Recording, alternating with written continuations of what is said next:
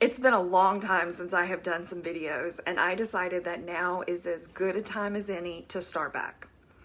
I gotta tell y'all some things. A few weeks ago, I went to Las Vegas to the world's largest hypnosis conference. There were about 700 people there, and it was super hot. And I haven't been to this conference in 5 years, since pre-COVID. And of course, a lot of you know that I had some health issues a couple of years ago. At some point, I'll do a video to talk about specifically what those health issues were and how I'm doing now, give you an update on all of that. But back to the conference. In order to speak, you have to request months in advance you put in for what you want to talk about, and you may or may not get selected. So I got selected, and the people that do this conference, they do an amazing job. They have a variety of topics. There ends up being like probably 100 sessions to choose from. So my topic that I'm super passionate about is ethics and how to be an ethical hypnotist. I love this topic. It's near and dear to my heart. And there have been multiple hypnotists who have gone to jail for doing hypnosis in a way that they should not have done things, or for doing things to people when they were hypnotized. So I love this topic. I love talking about it. I'm very passionate about it. I've presented this topic at this conference before. I've presented this topic at other conferences. And maybe it's not the most glamorous topic. And maybe I'm not even like the best speaker. And I'm definitely not well known anymore at this conference in Vegas. But a lot of my friends on Facebook are hypnotists, and many of you were at this conference in Vegas. And it was really, really good to see so many of my friends that I haven't seen in 5 years, and I met a lot of new people for the very first time. And overall, I had a really good time. A lot of people have been posting about how great their presentations went and how packed the room was. And they sold products and services, and overall things were just a great success for them. And I went to some of these classes and presentations where the room was packed and it was standing room only. But I want to talk about something completely different that happened to me.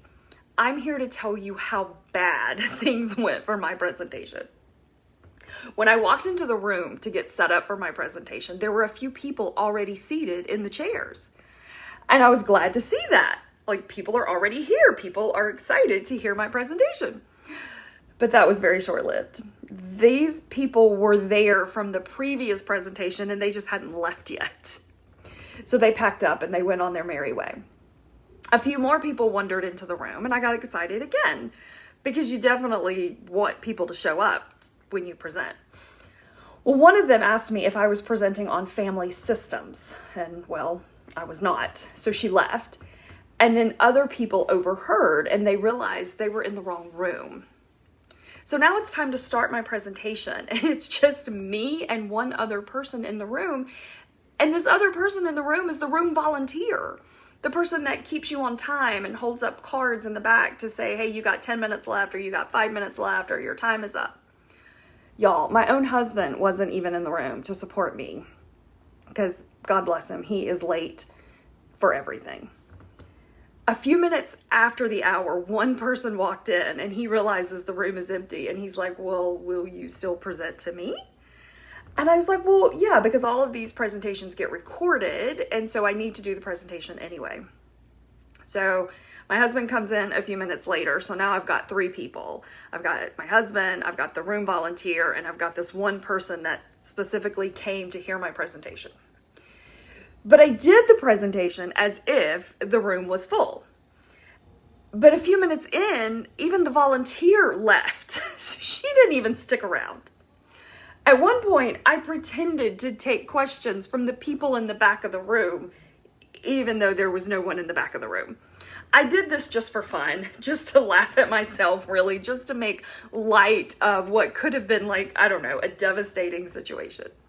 So this is my first time back to this conference in 5 years. And the organizers of this conference, they do an amazing job, and they are the best around. So I'm not saying anything derogatory about this conference.